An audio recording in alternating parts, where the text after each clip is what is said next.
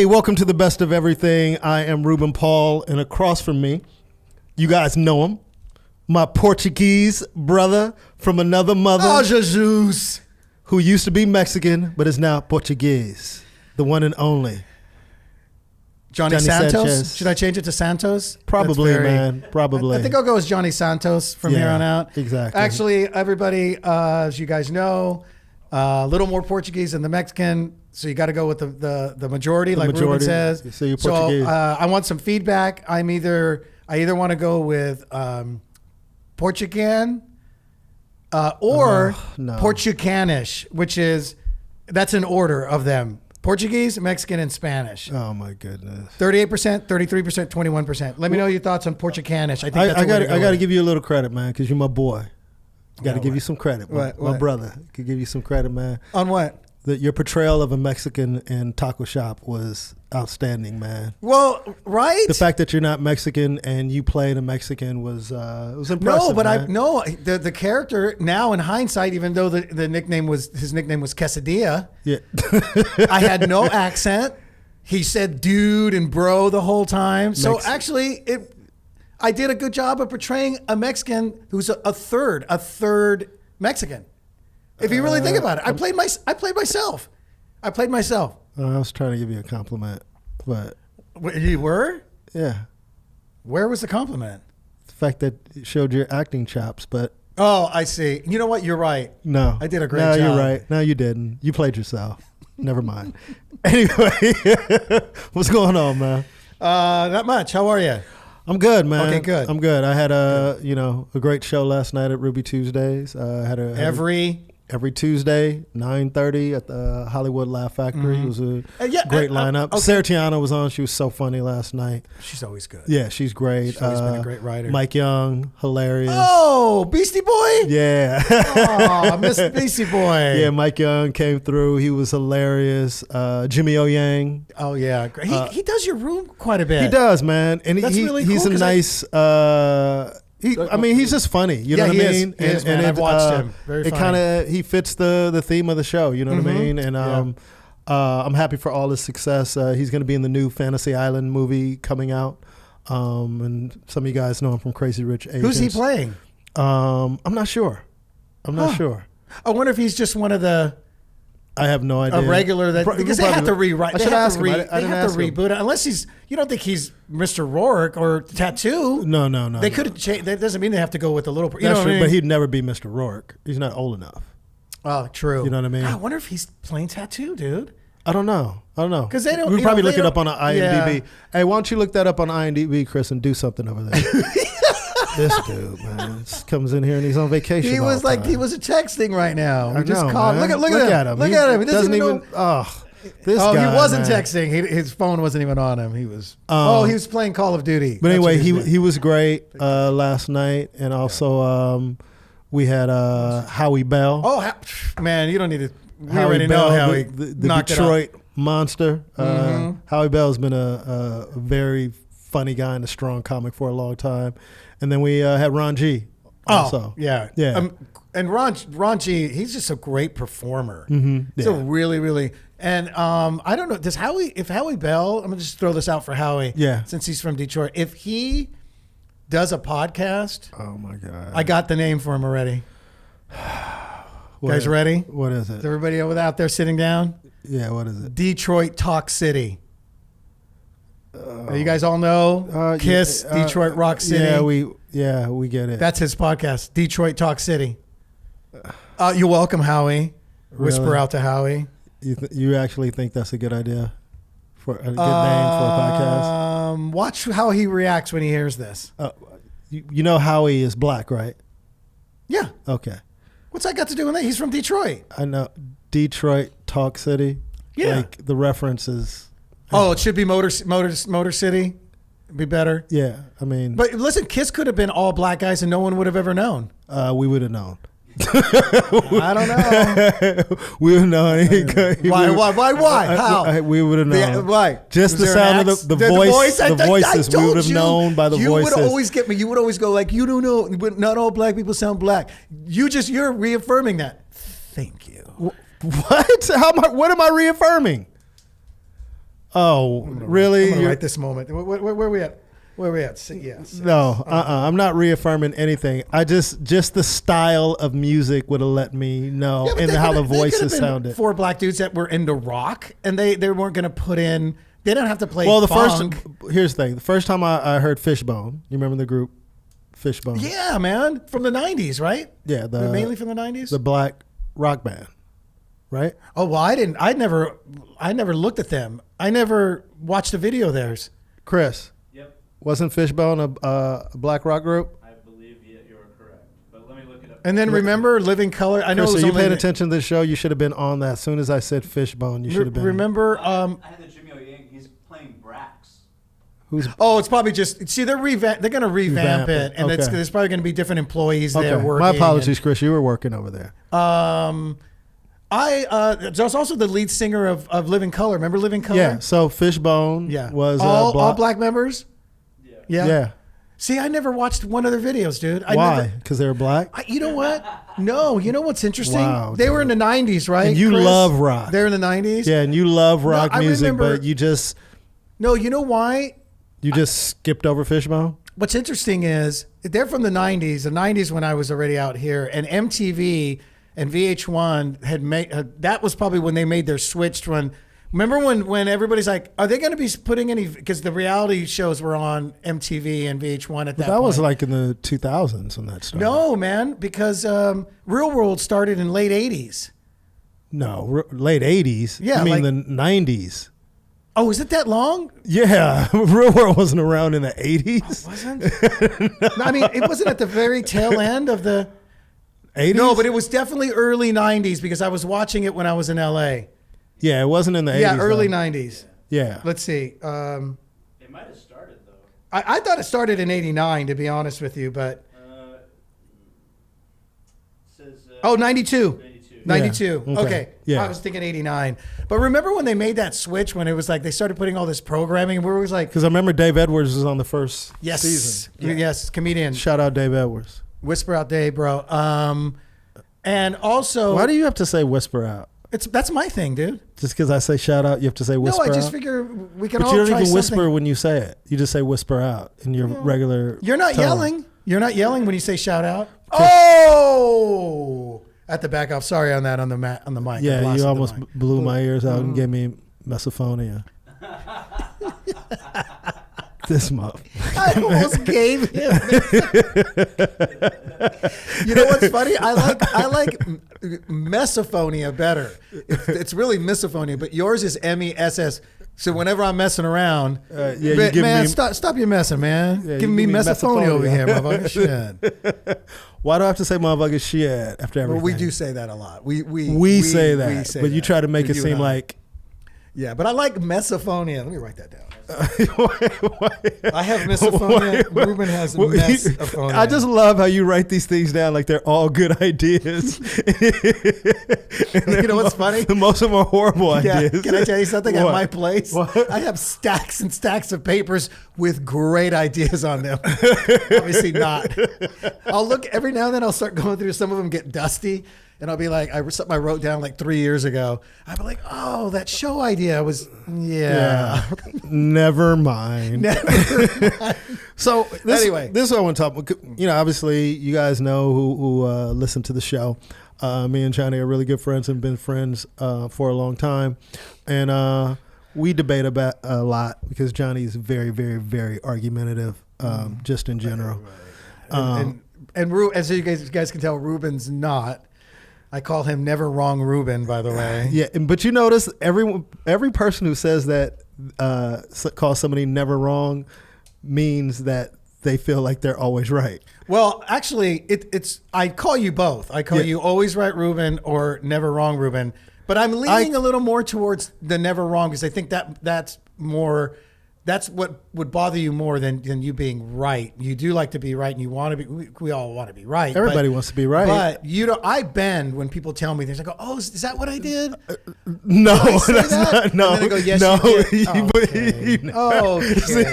See, no, because when you prove Johnny wrong, you go, You know what? I'm going to have to check on that. No, yeah. And then if I find out you're then right. Then a week later, then and I'll go, it's too late then. No, but at least I acknowledge it. I go, hey, dude, you know what? Hey, can I pull you aside for a second, Ruben? No, you never and bring he's it talking back to up. his black comic friend, so he's ignoring me. He's like, whoa. And I go, hey, man, can I? Wait. You know how you get with when you get, like you even admitted on the podcast. What? Your upbringing and childhood thing comes back to you when you run into all the black comics. So I'll be like, hey, can I talk to you? You're like, yeah. Anyway, Mama, so no, get out. Really? And I'll be like, hey, can I pull you aside for a second? Johnny, you're painting a very different picture. Just wanted to tell you you're right about yeah, whatever, John, whatever. So then you act like I never admit that I was wrong. You never admit it. But can I tell you something? All right, we're getting off track. All right. We're getting off track. But I do learn. I think we learn a lot from each other over the years. Mm-hmm. But one thing I want to talk about is just things that me and you both like. Because I know some of the things that you tell me like you're really into, you really like. But sometimes I have no idea why because it doesn't necessarily match up. Yeah, that's true. So we're gonna kind of go through some of our favorite things, TV shows or movies, and we'll get to know more about each other. I think based on what our answers will be to whatever questions I ask you or whatever questions you ask me. Right. But you grew up basically. Your favorite genre of music is rock and roll, correct? Yeah. Now, yep. Now, for the most part, growing up, but. When I was more of like my teenage years is when I got into rock. In my teenage years. What were you listening to before then? Early on, remember our family. My mom and dad had the early music I would hear around the house was the oldies but goodies because my mom and dad still had their albums from the. You mean oldies 50s. but goodies? You mean like Motown, that type of sound? No, the doo-wop. The doo-wop. The doo-wop. Oh, okay. There was a lot of that when we were kids because my parents still had all their albums. Uh-huh. But then it was from that into Motown and hearing. My sisters were always listening to Smokey and the Temptations and the Jackson 5 and really? Yeah. Oh yeah, that's right. Because your father, unlike you, had a lot of black friends, so he had a lot of influence. James Brown, Marvin Gaye, Al Green, dude. Yeah. My sisters wore out Al Green's music. That's some classic, dude. He was so good. So at what point did you rebel against people of color? And you know what's funny? In junior high, when the popping started and all that and breakdancing. My first cassette tapes that I asked for Christmas was the Gap Band. And remember they had Burn Rubber. Burn Rubber on Me, baby. Yeah. Maybe. I think it's more like that. And remember the many facets of Roger? Remember his album? Yeah. Because he had that synthesized voice and that beat. Computer love. Yeah. All that. Those are like two of my. Oh, and Rick James' Street Life. All right. Those are my first three cassette. So Stacey Morris, who's going to be a guest on the show, her dad worked with Rick James a lot and produced a lot of music, and we'll find out about that when she comes to do the show. So you'll get a kick out of some of the stories. That's awesome. I loved her father, man. Rest in peace. But she has great stories about him and how she started in this industry. So Stacey Morris will be a guest on the show. She'll be a great guest. She's gonna be great. And then the transition happened in high school with rock. Is that when like the drugs and stuff came into your life and you were doing that stuff and then you went into rock? No, that is not. But I'll tell you what, Johnny, you're an adult. Your dad is not going to. No, it's not even that stuff. So here's the thing. Remember, right around it was 82, right? 82 is when MTV started with the videos, and they played predominantly. There was all the mainstream rock bands and new wave, a lot of new wave. That's where that major transition before I got into AC/DC. Okay. So, but AC/DC ends up being rock dominated for the last. Rock music is what I ended up getting into for the last. So rock is your music of choice. Now, yeah. Yeah. I mean, for most of your life, if you started in high school till now, then rock is your preferred music. Because I remember I remember you kind of got irritated with me when we went to this little bonfire and I was in control of the music, and he's like, "Man, why don't you play some rock, man?" Yeah, you wouldn't. I wanted, but you were also at that moment getting into AC/DC. Because remember, I had just watched the documentary. I think that's what it was. Yeah, I just watched remember that. I was like, okay, yeah, but I was trying to connect with you. You know what I mean? Because I knew that was the music that you really. At one point, I remember going, "Do you have play some AC/DC?" And you're like, "You know what? I do have some songs of theirs." And then because I was kind of fascinated by their story. But who's your favorite? Which is really interesting because remember you had your headphones on and none of us could hear your music. We had to tell you to take them off. You had your buds in. You were doing like this. You were sitting there like that. Yeah, because you smoked some Blue Magic. Yeah, and we were just like Mello and Sarah Mello and the other couple people. Tracy. We were like, is he gonna join us at the bonfire? Hey, dude, Ruben was just like this, all on his own, which I totally get. But I didn't think you might have wanted to listen to my music, and then it turned out that I was right.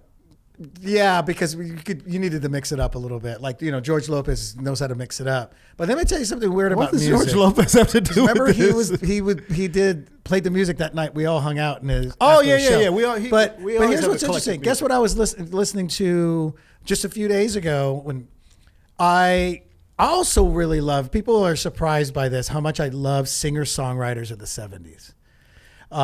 That music, man, Simon and Garfunkel and Gordon Lightfoot and Harry Chapin and Jim Croce and dude, that music and even the lyrics are just they're so, and you know what it is? It's such soothing music, man.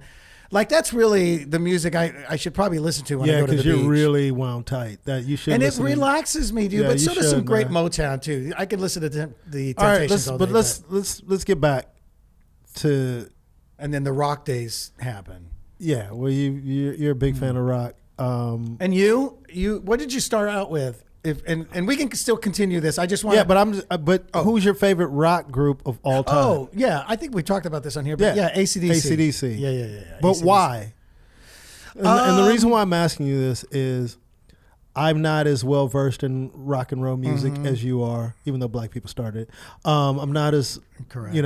I'm just agreeing, guys, so I don't get in an argument. But anyway. So with all the many rock bands that are out there, especially during the time when AC/DC was out and in their prime, and like you said, I've over the years have learned to appreciate rock music more than I did throughout my childhood and teenage years and early adulthood, because I was pretty much, hip hop and R&B. Right.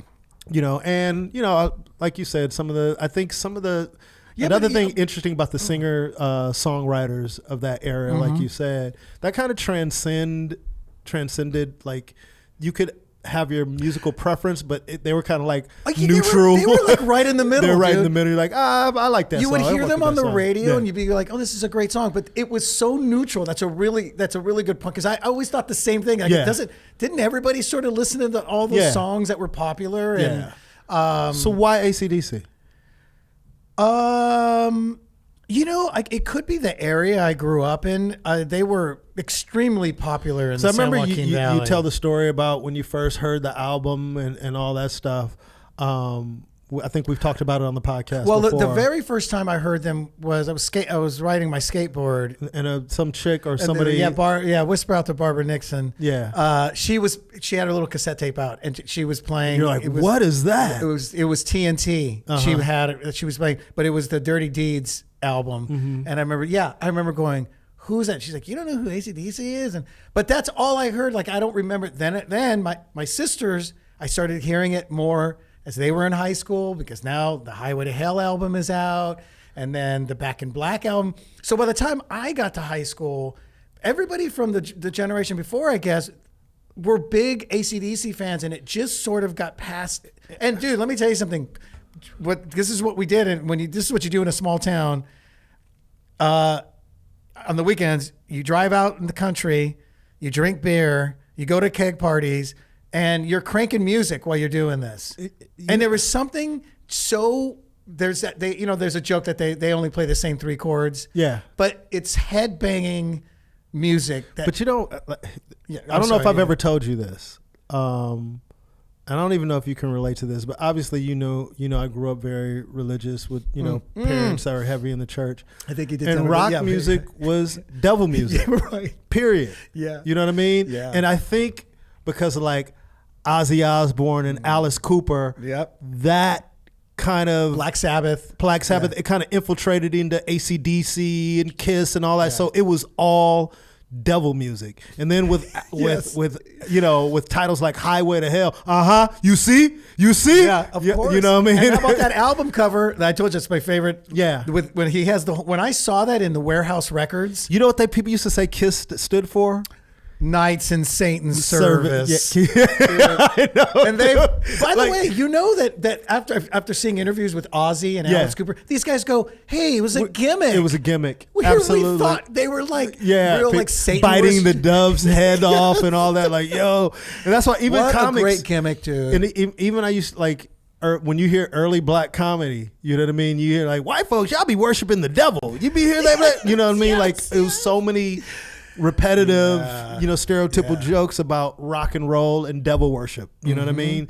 So maybe because of the way that I was raised, number one, with having religious parents and also being in an all black neighborhood, that was just very foreign. So to get older, to age and then kind of think for yourself and kind of listen to it on its own merit, then you hear it's like, what the fuck was I thinking? Like, believe in all this, you know what I mean? What's interesting is the song Highway to Hell is about them on the road. Mm-hmm. But when you're young, and first of all, the album cover, which we've been wanting, we've been wanting to Photoshop our faces into the Highway to Hell. But when I saw that in Warehouse Records, I would always go through and I pulled that one for the first time, dude. And Angus is on the front with the horns coming out of his head, and he's holding his tail, and he's got that scowl. Yeah. I remember going, this is awesome.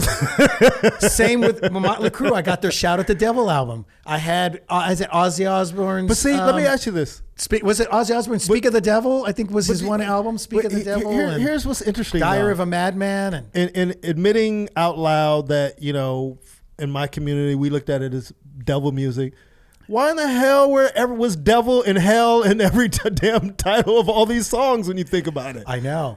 It was really it's interesting that it became a gimmick. It became this gimmick, which we probably should give. I think Alice Cooper's got to be the early guy credit on that. Yeah. And then not to mention, Ruben, the introduction of the videos and MTV, and now they could capitalize on it even more. Now with everything's the images, with blood. Yeah. I mean, dude, I used to turn the channel, bro. Look at Gene Simmons with spitting blood out. He would do fire, but he would do that thing. He bit into that thing, and that was in the 70s. He was doing that in the late 70s, dude. So I remember he was my favorite one in Kiss, by the way, because he was the dark sort of devil one. And I think was that because you were doing the drugs during that time? No, it wasn't. I think it was being raised. You see how how he brushes that off, Chris? Like he didn't touch drugs in high school. Listen, here's the thing. Okay, we'll get back to that. Another about the high school. We'll get back to that on another. Boy, but here's the thing. Not like talking about his. But he had the bat wings. Ozzy had that. Remember when I think it's Speak of the Devil, cover of the album. He's got some stuff coming out, and then we all found out. This is what he told everybody that was Afterbirth, and we believed it. Like, you know what that is on it coming out of his mouth on the cover of Speak of the Devil or Speak to the. It's freaking Afterbirth, dude. That's never a conversation I've ever had with any of my friends ever. Not one time. Like, yo, cuz, did you know that was? No, never. Yo, cuz. Never. You hear about that dude biting off the bat's head and the dove's head, my boy? It just wasn't music. But you guys were, but wait a minute though. On the flip side to that, yes. As the rest, well, I'm putting myself in that mainstream of those types of bands because that's what I was along with mainstream. So, but at that same time, is this when the rap music started getting a little angry? Or that wasn't until the 90s, right? Yeah, that was with Dr. Dre late 80s. Well, that's kind of close. That's pretty mid 80s was the height of the Yeah, because when hip hop first started, Oh, or became popular, I should say, with like Sugar Hill. And, it was more about skill and fun, and it wasn't necessarily like talking about the hardships in the neighborhood. I mean, you had the message by Grandmaster Flash and the Furious, Furious 5. Yeah. Don't push me because I'm close to the edge. See, to me, that was just a great. I didn't even realize there was a message behind that. Yeah, I mean, just he talked about cops, the condition in the community, in the community, But as far as like a hip hop, Sugar Hill Gang, Rappers Delight, then a lot of it was who I used breakdancing, dance oriented. Do you remember Friends? Oh, Houdini. How many of us have? We wore that cassette tape out in high school. Mike Young came up to that last night. Oh, my. To that song. That's hilarious. It's crazy that you brought that up. Yeah, last night. What are the chances of me bringing up that? Because I could have brought up the Freaks Come Out at Night. Yeah. But I brought up Friends. Yeah, that was the classic one. Oh, that tape. We wore that cassette tape out, dude. So when hip-hop became popularized or to the mainstream, let's just say with Rappers Delight, even though we know it preceded, that was. And shouldn't we, if anybody hasn't seen that documentary, which one? Is it the history of hip? Oh, Russell produced that on Netflix. Yeah. Russell who? Peters. Russell Peters produced that? Yeah, he won an Emmy for that. I had no idea. Yeah, dude, he was a producer on that. Yeah. Anyway, that documentary is so good. Yeah, it's dope. I highly recommend, because there was something I learned, you want to see a dope documentary? Wu-Tang Clan's documentary on of Mics of Men? Man. But you're probably never a Wu-Tang fan. I know. I feel like I'm the only person. Two things with me. I'm not the biggest Wu-Tang Clan, and also didn't watch Game of Thrones. You didn't watch Breaking Bad either. I didn't watch Breaking Bad. I watched a few episodes of Breaking Bad. You didn't even watch The Wire either. And I didn't watch The Wire. I remember Bobby. You missed some of the best shows. I remember Bobby Lee's like, you got to watch The Wire. It's going to change your life. So over the top, Bobby. And then he posts. The Wire was a great show. Game of Thrones. He's like, great. He goes, show. Thank you. After the finale, he was like, thank you, God. Thank you for a wonderful, greatest show of all time. I was about to hit him up. Go ahead. So, AC/DC is your favorite group of all time, or favorite rock band? Yeah, when it comes to rock, yes, like hard, hard rock. Who are your top favorite? Let's just say this: top 5 or something. Yeah, your top 5, and let's just say not. Well, let's just start with rock, because what I'm trying to do is I'm trying to get into your brain in terms of. Obviously, I know you like different types of music, but it's kind of weird. I'm one of those potpourri kind of people with music, man. I hate to say that, but there's not one thing. Some people are like country in their country. You know what I mean? But rock was your preference, right? For a large period. It's so weird that you're asking me this. But yes, don't look at it from where you are today. Yeah, as opposed to like through my life. Yeah, when I look back. When you look back, it's been. I listen to everything. You know, what I mean, I listen to everything from gospel to I don't rock listen and to roll. gospel, but okay. You know what I mean? Yeah. But I know if I really took a step back and look like what music did I listen to the most, or what music do I enjoy the most. Still to this day, as much as I love Prince or Michael Jackson or that's a whole different category. Earth, Wind and Fire and all these people. Hip hop is my. That's my go-to. I love hip hop music. I love rap music. So I would say bands, as far as like bands go, and it is a little more on the rock end because of the. So why AC/DC? Answer that real quick. What is it about them? Was it just because that was the first band you were really introduced to, and you just no? Because my first favorite band was Kiss. When I was around 8 young, when they were hitting, I was collecting all their stuff, their posters. Yeah, they were first. So you and Russell have that in common. Exactly. Yeah. And then here comes Van Halen. And once I heard Van Halen, their first album, I was like, I'm all in with Van Halen. So I kind of put Kiss. They were no longer. And why? What made you go, wow, this is it? First of all, Eddie Van Halen was just a prodigy. Nobody had heard guitar playing like that. In that he was like a Hendrix. Yeah. They've compared him. He was so different what he was doing with the guitar. But not only that, their songs were great, man, and they were heavy hitting, like Running with the Devil and Jamie's Cry. All these songs were amazing. Here's the other thing: David Lee Roth. also I thought brought something completely different. Yeah. Like he really wasn't a great vocalist, but his charisma. Well, this was even before videos. I'm going off of just their albums, but forget it. Once he got to MTV, man, he was like the ultimate front man. But you know, he had that Tarzan thing about him. He was always yelling and bellowing in these songs, and it sounded like if Tarzan was a lead singer. And he had that distinction, and their music was just, to me, badass. So I was going all Van Halen, and then I transitioned into AC/DC mainly because I got reintroduced to Bon Scott. And to me, Bon Scott, his voice to me is one of the, it just fit their theme. It's a very sinister voice. Again, we're going back to like the devil the sinister stuff. But when I heard him later on, because I had only heard a few from my sisters, the pop it, but some friends were going, "Oh, you got to hear their early this, and you got to hear this song." And I'm listening to him, man, and I'm like, wow, this dude's voice, man. And who took over from Bon Scott? Brian Johnson, who did unbelievable, by the way. But he wasn't Bon Scott. But it wasn't Bon Scott, man. And Bon had the, and Bon wrote all those lyrics. I just love that he would throw in little, like he was talking about girls and he'd be like, dads, watch out. Stuff like that. Like he would throw in these little. Dads, watch out. Whatever. I can't remember what the line was, but he had that thing, dude, these little side things that he would say that were pretty amazing. So, but man, if I had a choice, I became a Beatles fan later. Yeah. It's funny, people would bring up the Beatles in high school and we'd be like, Beatles? Yeah. They're boring as hell, man. Get out of here with the Beatles. You learn to appreciate them as you get older. As I got older. Yeah. So when they came out, remember when they started doing their anthology?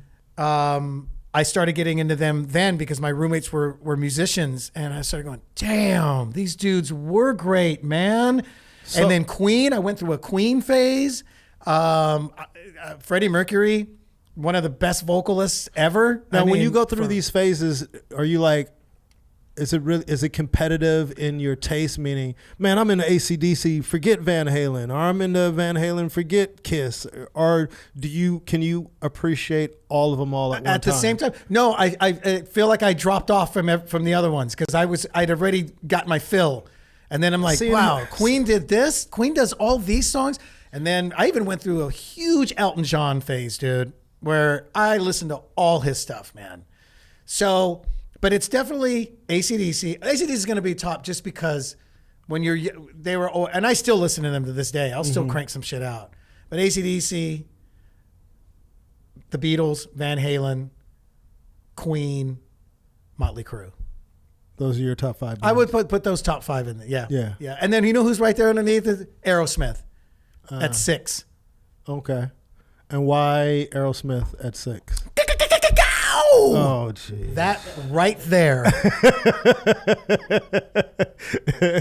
See, I never. Okay, so now we're going to flip it up. We're going to throw it on you. And now we're going to go your top 5.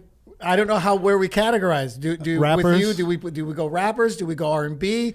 But let's go. I think rap is your predominant, right? Rap is my predominant. So mine's rock. Yours is rap. Yeah, the era that I grew up in. Damn, dude, we got to call this podcast Rock and Rap. Oh, jeez. Anyway, talking rap. No, the era I grew up into, and then I used to rap. When I was younger. I did see you do that once. Yeah. Remember in Seattle? We were drunk. Oh, when we were drunk and freestyling that night. Yeah, remember and you and Mike. Yeah, that's right. Me, you and Mike. Yeah, me and Mike Young could freestyle. All of a sudden, Mike Young comes in. He's like predominantly in this. Yeah, but all right. I'm not even gonna get into the story. When Russell was a guest on the show, I'll let him tell it. No, we got to tell that story, dude. That's one of the funniest gigs. So, I will say this. So, there was never I just loved hip hop in general. It wasn't it wasn't like, oh, I like Run DMC, so I don't like EPMD, or I like EPMD, so I don't like. It's not that I don't like. I had worn out. I had listened to everything. But I guess everything was kind of happening at the same time. Okay, you know what I mean. Yeah. So you just yo, you got to hear the new song by EPMD. Oh, yo, you got to hear this song by Tribe Called Quest. Oh, you got to hear this song by. So it was always. Leaders in the New School or whatever. So it was just we just consumed as much hip hop as we possibly could. And then, so I guess it's kind of the same thing for rock, by the way. But I think early on for me, like one of my all-time favorite groups, obviously, hip hop is a lot of individual solo acts, and then you had your groups. But just in general, the music like LL Cool J, Run DMC, Eric B. and Rakim,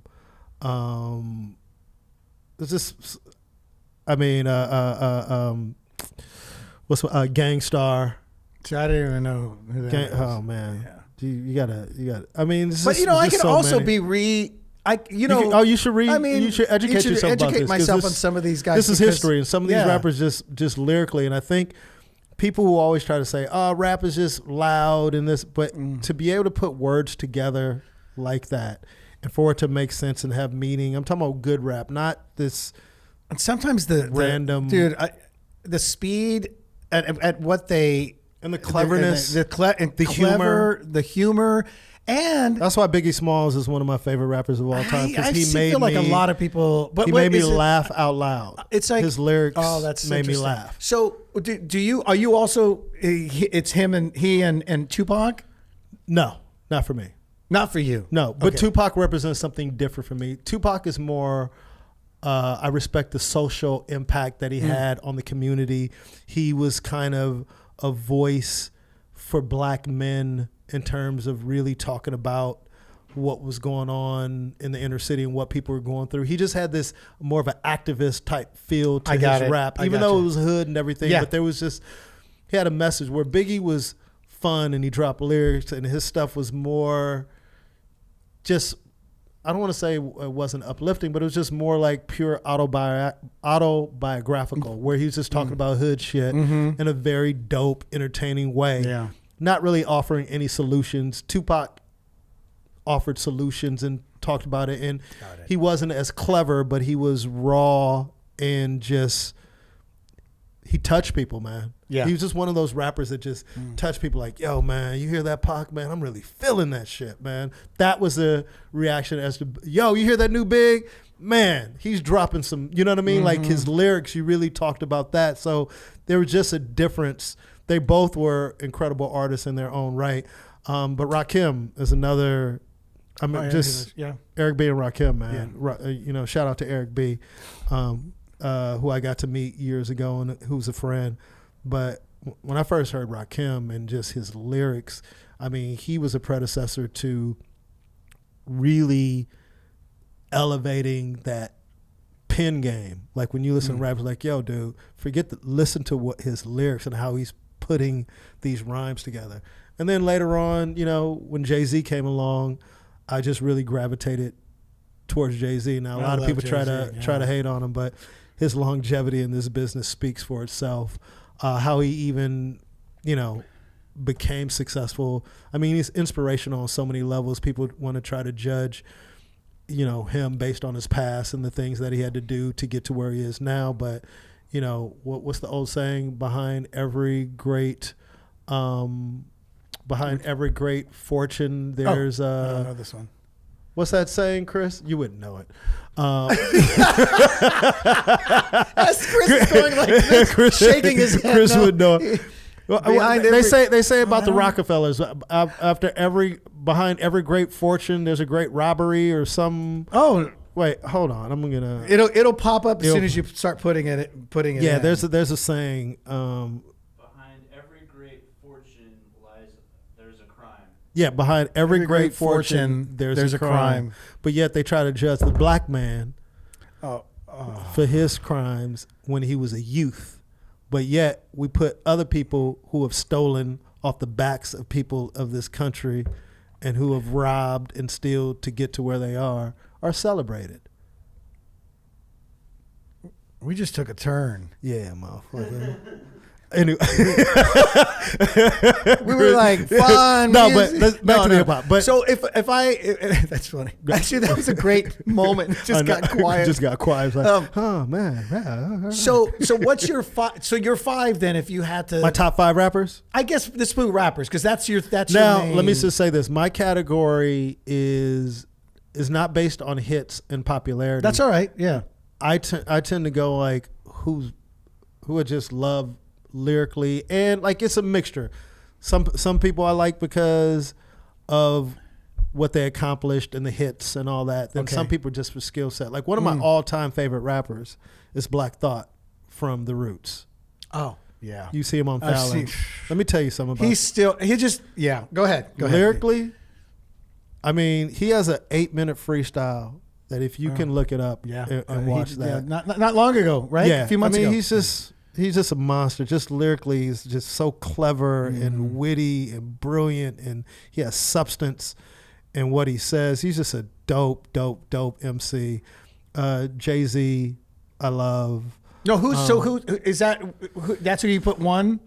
It's hard for me to put one, man. It's hard, but Jay-Z, Big, Black Thought, Rakim. I love KRS-One too, man. I mean, there's a lot of dope MCs. It's hard, right? It's hard. When it's your favorite genre, you're just like, dang. But Run DMC was, and LL Cool J was just such a part of. I mean, wow, man. The first concert I ever went to, I saw Run DMC and LL Cool J.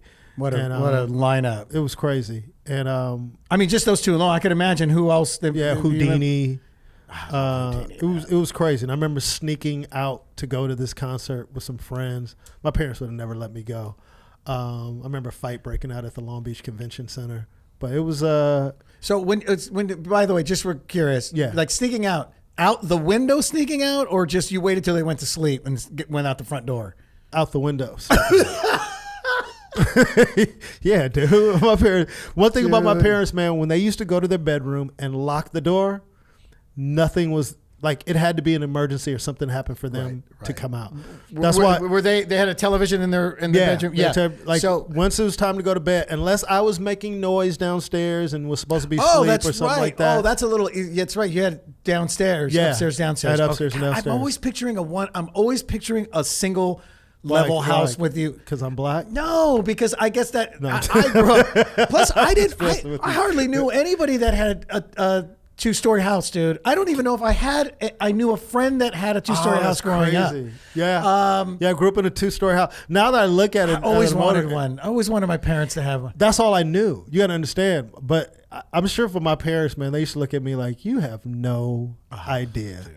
You have, my parents used to, now that it's like I'm older, I'm like, I didn't have any idea. Because when you see where they came from, literally where I grew up in Del Amo and Carson, to them, it had to be Beverly Hills or Bel Air or something like that. It's just crazy. That's why when my parents, when I went off to college and they moved to Miami, you know, their lifestyle. What happened? You want some water? Oh, I'm good. Really? You don't need any more? Yeah, I'm good. Okay. Would you mind? You sure? We're sitting Chris on here. No, I'm sorry. I normally don't do that. Chris, Chris, if you can give me some water too. I'm in your right hand. Confused. I'm in your right hand. Hey, yo.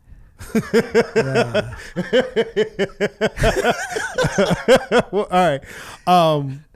What was I saying? I forgot what I was saying.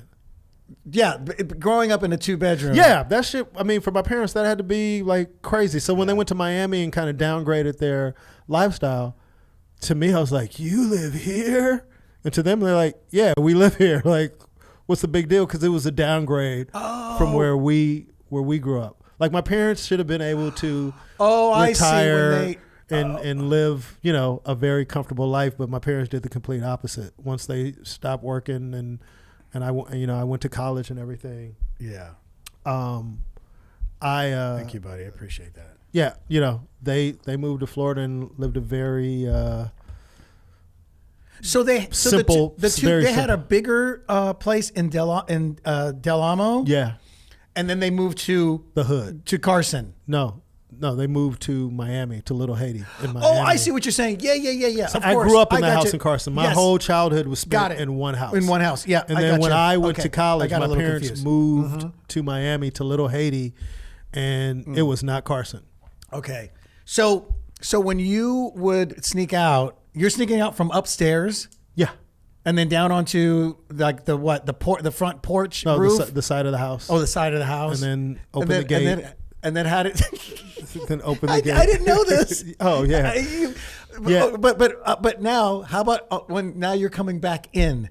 Do you climb again? No. So I had another route coming back in the house. So when I went back in the house, I used to come through the side gate. Then I used to go to the back. Yeah. Then I used to push the window open. No screens on them? You didn't have that kind of windows? I think I moved the screens. Okay. I think I beforehand or something? Yeah. Somehow the screen was out of the way. I don't know if I took the screen out or they didn't have any screens. And good question. I don't remember. Okay. But I just remember sliding the window open. Oh, yeah, and moving the screen sometimes. But I think at one point I took the screen off of that particular window so I wouldn't have to do that anymore. And see, my parents didn't notice. No way that would happen in my house. So, dude, I used to open the window, hop through the window, close the window back, and now I'm on the first floor, of course. And then I would tippy-toe through that bedroom, down the hallway, and the challenge was getting up the stairs. Without creaks. And getting to my room, which is right across from my parents' room. Oh, so that's like me. I was across from it. So I did that for a long time, but I told you the thing that ended it, and I used to do a joke about this, and it was actually the first joke I did on any TV appearance when I did this joke where I snuck out and went to a party, and when I got to the party, my father was DJing the party. It's not a true story, Johnny. Oh. But that was a joke. Oh, that's but funny. how that joke developed was I used to sneak out so much, but one time I snuck out and I went to a party that my boy was DJing because I used to carry the records. Records used to be carried in crates. Yes, right.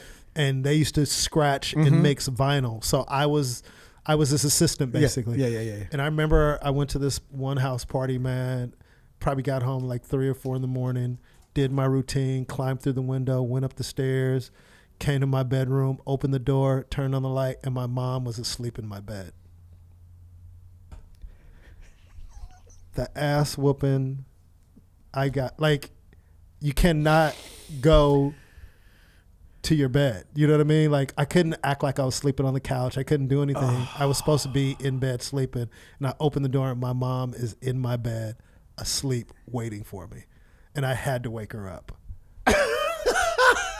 So what do you do? What do you do, Mom? No, when the light came on, my mom woke up. Oh, you popped the light. You popped the light on. I had to turn the light on, and when I saw the light and she woke up, it was on. And I remember not only did she get me, I remember during the commotion, my dad got up. And so she knew and let him sleep. She let him sleep.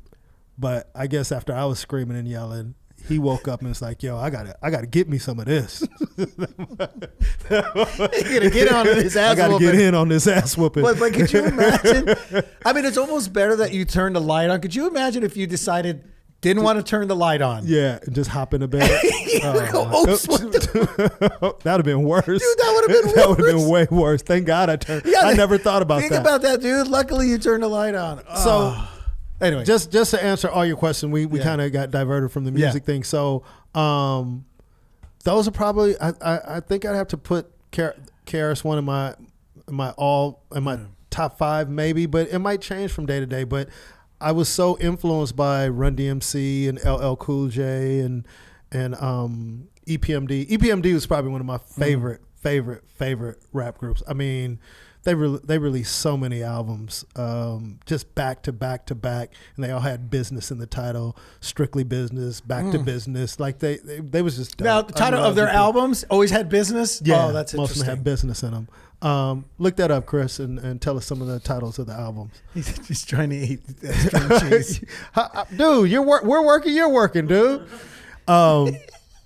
But also, you know, when we're talking about different types of music, like I listen to a lot of gospel music, obviously because of, you know, growing up in the church and visiting different churches. And then there was also an era like, because my sister was going out and partying because she was older than me. So when I was a kid, she was a teenager. So I was listening to, you know, the Gap Band and Earth, Wind and Fire and stuff like that, because that's how I got introduced. Commodores. Yeah, Commodores. I got introduced to that type of music through my sister and through my friends because you know, my family wasn't playing that type of music. Like I didn't wake up in the morning and hear, you know, Al Green playing on the radio or on the record player. I didn't hear, that's you know, the Temptations or any of that stuff because that wasn't. But when I went to my friends' homes, I would hear. You're getting stuff. all your So that's why when people like, it's this really interesting culture how I am culturally because my parents are from Haiti, but growing up where I grew up. I just wanted to get along with all the kids, and I spent so much time outside of my own home because my parents traveled so much that this, you know, my neighborhood raised me and helped shape my tastes. And I wanted to know this music because I didn't want to feel left out with the kids. Like, there's nothing worse than go, you haven't heard this song? You never heard this before? Oh, it's so You know what I mean? Yeah. You know, when you're a kid, like, you never heard this before? Yeah. And that's why, dude, when I got into hip hop, I had every artist that I like, I had all their music. Wow. Like every LL Cool J album, every Run DMC album, every EPMD album, every Gangstar album, like Tribe, and like I just consumed it. And then you'd listen to it on the radio, and you'd have your cassette, and you try to record the song after the announcer stopped talking. It's like, here it comes is LJ, you know, LL Cool J, blah blah blah blah. On the mixtape, and then you hit record, you know, and then you try to get it right at the end to cut so the voice, the DJ's voice wouldn't be on it. So we'd make tapes and we'd go out and buy them. And then I had a friend in the neighborhood whose parents used to give him money. So he actually had money. He didn't have to do the boot. Like he would actually go buy records. You know what I mean? My parents bought me some every now and then, but man, not like some kids. So we would go to his house and I would record, you know, he would make me tapes. He would, you know, play the record. You know, you'd have the record player and you could record off of the turntable. You can do the turntable, or if you had double cassette, you could do that too. Exactly. Yeah. So he'd make tapes and stuff like that.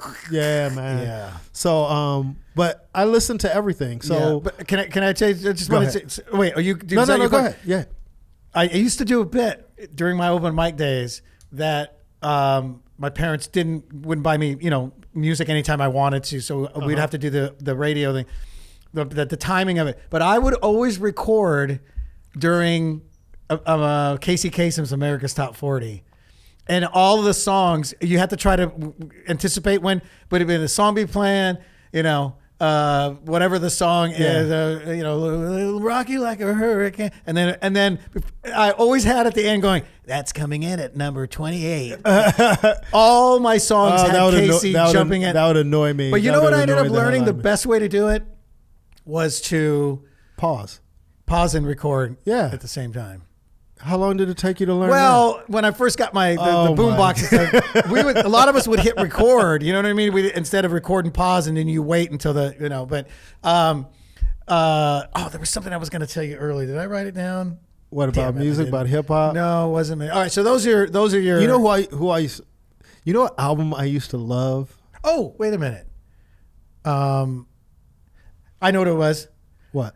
You were saying culturally you didn't have this music. Well, here's and I know I've told you this before. There was not one lick of Spanish music in our house growing up. Nobody. My parents didn't have any Spanish music that they listened to. When my dad was growing up, they couldn't afford albums or anything. So my dad and his sisters and all, they listened to big band on the radio. So that was their music. Big band, and then into doo-wop. So people sometimes would ask me, the first time I ever heard of Vicente Fernandez was when I moved to LA. I didn't even know who Vicente Fernandez was. That dude is a legend. I had no idea who he was. And my parents, I was like, why didn't you guys? And my dad, they're like, we didn't listen to Spanish music. He's Portuguese.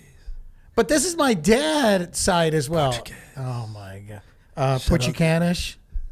Shout out to Portuguese. Yeah, bye. Aos Oh my God. We don't need to hear carai. What's the matter for you? Carai. All right, that's what the Portuguese people that sounded like an Irish accent. Happy birthday to you. No. They have a weird mix. They go, João, let me tell you, your friend, you know your friend Ruben? I'll tell you, he's a carai. And then you have to look that up. I'm not going to tell you what it is. Anyway, whisper out to all the Portuguese that know what carai means. Anyway. Hey, continue. Are you reaching out to your public now, your new fan base? Yeah, I'm going to go on America's Got Talent, and I'm going to represent as Portuguese. And remember to cry after. You have to. Yeah. Hey, I have to tell you, Jack Jr. posted something funny yesterday. Whisper out to Jack Jr. Shout out Jack Jr. He goes, he must have been watching it last night too, and he goes, they should call America's Got Talent America's Got Sad Stories. Because that's all it is, dude. Listen, for all those people watching, let me tell you something. We've talked about reality competition. Yo. If you don't cry now on a reality competition, you are not going anywhere. That's The Voice. That's American Idol. That's America's Got Talent. I think you can dance. I think here's the thing. I'm telling you, I do agree with that, but I think you have to. Yeah, we got to do another episode of that because I was about to go through a whole long thing. Okay, we'll do another one. But yeah, we need to talk about that. So we wanted to talk about other favorites. I wanted to ask you something. Okay, I wanted to ask you. I was real curious about this with you. We got to do a part 2 of this. We'll have to do a part 2 because time's already flying. I mean, we didn't even get in the movies, dude. Yeah, we pretty much did all music. We ended up doing all music. Yeah. This is a 2-parter, but it's not long. Okay. On with modern day vehicles, or something more recent or current, what's a vehicle that you just always wanted? Whether it's a Maserati or a Lamborghini or a Porsche, is there one vehicle that you always go, man, I've got to have that car? Or, you know what I'm saying? Interesting. I do love cars. Yes, I know you do. And I know we've talked about, and I'll ask about the classic, but I was curious. I was thinking about that when we were trying to come up with, and I was like, what car would Ruben? You know what car I've always liked and always put on a pedestal, like where I go, wow, one day it would be cool to own one of these where you just knew it was expensive. And my friend's dad had one, and when his dad would take the car cover off, it's a Porsche, man. Okay, that's funny because I've been a Porsche guy. Love Porsche for a long time. You know, I would like to own a Porsche one day. Now, do I see that as my dream car? Right. No.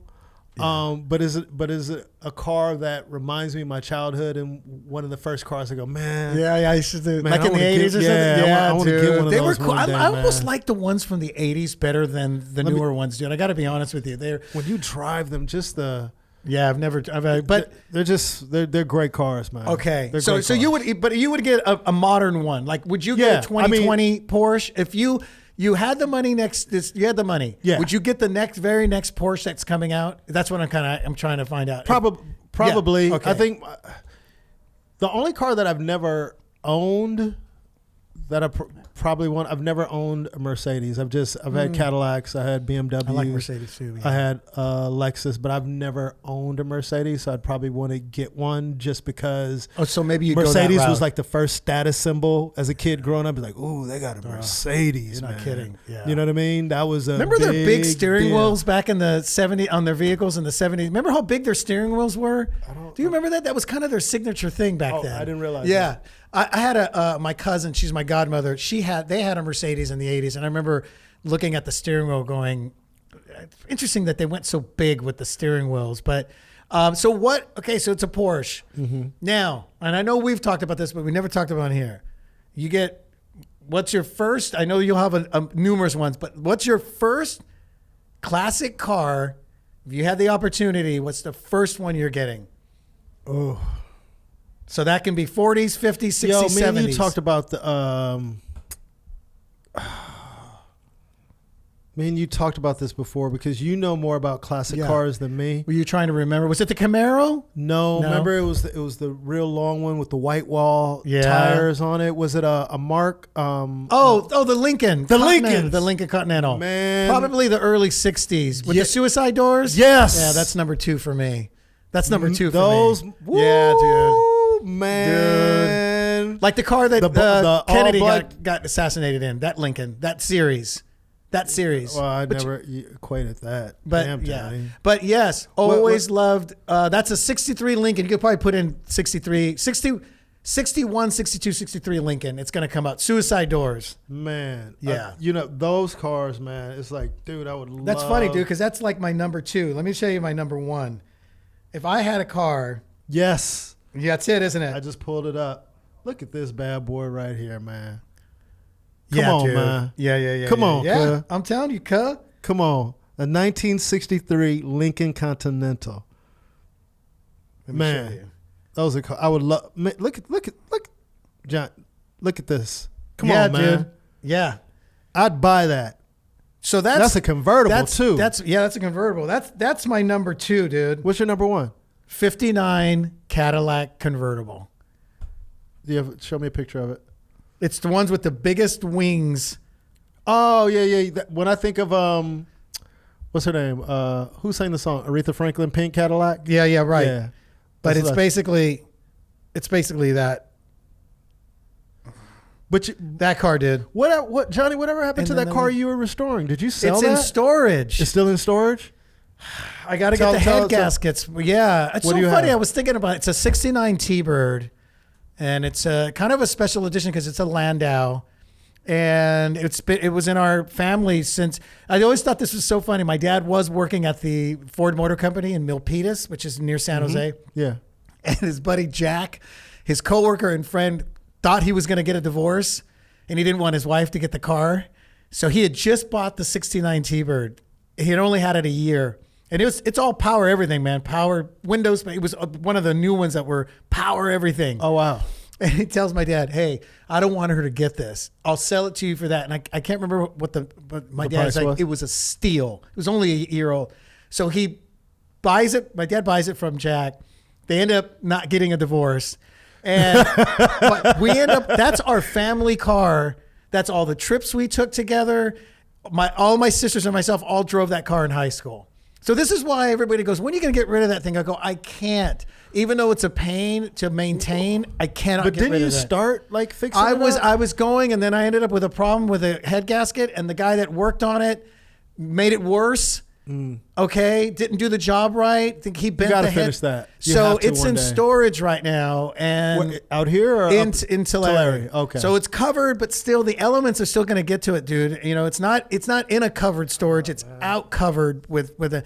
Now my dad's 34 pickup. That's been in our family since he got that before I was born. Yeah. But this T-Bird, man, is he drives that sometimes now, right? That's his get around truck. Yeah. Oh really? Yeah. He just runs errands in it and stuff like that. That's so cool. But you see the video I posted yesterday? I did the one where I'm with him in the truck. Oh, you sent me that. But that was from a while ago. But I was wishing him a happy birthday, so I reposted it. Okay. But that T-Bird, dude. By the way, that because Ford makes the Lincolns as well. Those they're interchangeable. So like the T-Birds of that era from the Lincoln that you just said, their dashboards and all the other stuff, everything's always the same. They're just interchanging their parts and stuff like that. But yeah, 69 T-Bird, dude. And then here's what's weird. I found out that every vehicle has a birth date, which is when they're completed on the assembly line and they're ready to go out. Oh, really? And you can find out when the vehicle was finished and completed off the showroom floor and on the assembly line. I ended up finding through the serial number the T-Bird that we have that it was actually finished in 68 and it was sold in 69. But it was completed in December on the same day as my mom and dad's wedding anniversary. Really? Yes. So I have to keep it. Oh, you do, man. I mean, hey, I wanted to ask, okay, that's your classic car. So we got to get, Ruben's going to get a 60, either 60, one, 61, 62, 63. Yeah, from the photos. I mean, yeah, man. Suicide Doors is bad. See, that's my number 2. That's my number 2 car right there, That's 62, man. There's something about that Look at the white walls on that. Yeah, you got the white walls make a huge difference, dude. Man. Yeah. That's the what's Love her name? That car, what's her name's driving that car in her documentary? 5'3", 5'2". Yeah, that's that 62, that convertible. Look at this rag top, man. Yeah, Lady Gaga is driving around, and that's her car in that documentary or that video that she did. So it's cold. Yeah, so that'd be my. What other question are you gonna ask me? Was that it? Yeah, you got one top movie of all time. Like if you were on a deserted island and you only had one movie to watch. Can you really honestly? Is that possible? No, but you know what? No, but you know what movie that I really, really love, and people go, "Damn, dude, why do you love this movie so much?" You're gonna say that about mine, probably. And people, and it's not my all-time favorite movie. Okay. But it's a movie that I absolutely love for a lot of different reasons. I love Gladiator with Russell Crowe. Oh, wow. I love that movie. Interesting. Just the whole thing about integrity and honor, and just there's just something about that movie that resonated with me. It is a great movie. And I used to play Madden football all the time. Yeah. So my player name was always Maximus. Oh. And partly this is another story behind why I chose Maximus that has to do with my dad, but it's from that movie. I love Gladiator. Dude, I would not have guessed that. I have that movie memorized. I could tell you, I could act out scenes from that movie. Wow. We have something in common, though. I love that. Because when I used to play Madden, I used to go under Maximus. This is before I found out about the Portuguese, but I was Maximus. Anyway. No, I'm kidding. So that's it. Yeah, you know what? My favorite movie, dude, and this is my favorite movie of all time, and people always just gotta go, really? Because it's Grease. What? It's Grease. Really? Yes, I love that movie. You know why? Because loving had me a blind.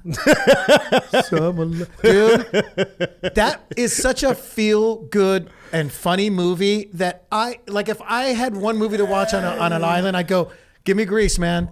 Because it's going to make me laugh. It's funny. It's when they came to rescue us, they'd find you dead with Grease playing in the background. Dun, dun, dun, dun, dun, is the word, is the word, is the word. But there's so many movies. Something about the 50s. I just love that era. Movies like Cooley High, I can watch over and over. Coming to America is one of my great comedy, man. Even when I saw, even to this day, I tell Arsenio, I was like, dude, I have damn near your whole role memorized. When they were at the fundraiser and he was dressed as the preacher, like, there's a guy somewhere. Where? He said, Hugh Hefner, Larry Flint, they can take a picture of it, but they can't make it. Yo, when he said that, there's a God somewhere. I said, oh, girl, you looking good. Let me put you on a plate and slap you up with some biscuits. I mean, just so many. They're about to do redoing it. They're redoing it. Stacey hopefully can talk a little bit about that. That'll be awesome. We're gonna have a great guest next week. Man, we didn't even touch the surface. We didn't touch anything. I had so many other. I had some other. Man, we didn't talk about food, favorite foods. That's all right. We'll do a part 2. Yeah, we'll do a part 2, or maybe we can dabble them in each episode. That would be kind of nice, and not cover the whole episode with that one topic. Because we can just. Like we talked about our music, basically we cover. We can talk about movies and different things. TV shows of all time. Food, things like that. Because people say the whole point of this whole episode and just talking about this is, and kind of in the spirit of the podcast in general, is people love to tell you what they love and what they like. I'm just curious why. Yeah, why? What's the reasoning behind it? Why do you think this person is the best of all time? Or what is it? It's all subjective at the end of the day, and it's to your personal preference. But I'm just curious, what makes somebody, what made you connect drew them to AC/DC? Yeah, right. What connected me to hip hop music? What connected me to LL or Run DMC or whatever? We didn't get too deeply on that on my end, but there's specific things that draw you to certain music. And we're gonna try to get this. We're gonna try to Photoshop this Highway to Hell cover with you and I in it. You got a great idea. I don't want to give it away. Yeah. I don't want to give it away, but hopefully we can have that done for this. Okay, we'll get it done. But that was fun, dude. Yeah, that was fun. So I learned a little bit more that I didn't know you went through. I didn't know you went through a Van Halen. She's got the jack. Who knows what else? I got a chance to meet Eddie Van Halen. Yeah, you told me, dude. Yeah, dude. Oh man. So I didn't even realize, and I gotta meet me some Diamond Dave, man. And people don't know the Eddie Van Halen Michael Jackson story when he played the riff on "Beat It." Right. Yeah, that's great. And I know we got to talk about that. We'll talk about that another time. See, these are just teasers, man. These are teasers. You got to tune in. But anyway, thank you for listening to the best of everything with my Portuguese brother, Johnny Sanchez. Portuguese. And you can come see us live. You can always see me at the Laugh Factory every Tuesday at Ruby Tuesdays, 9:30 p.m. at the Hollywood Laugh Factory. And Johnny's going to be coming back and doing the show soon. Yeah. Right, Johnny? Yeah, well, yeah, of course.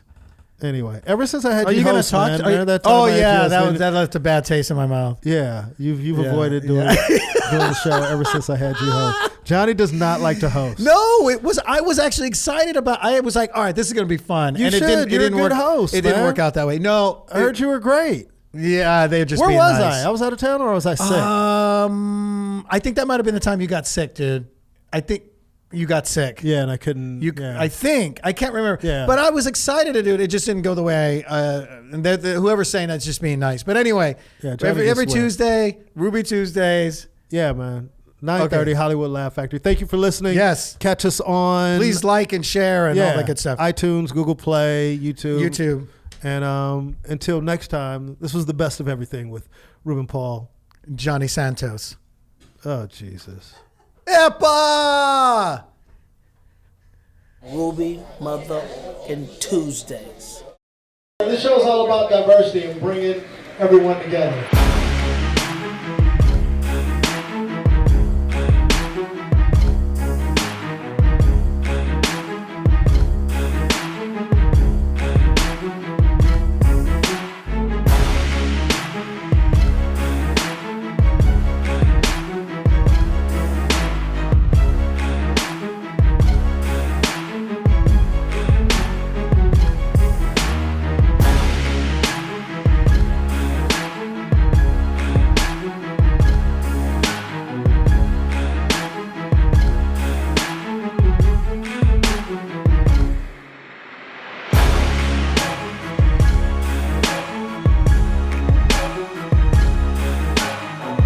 You never know who you're going to see at Ruby Tuesdays.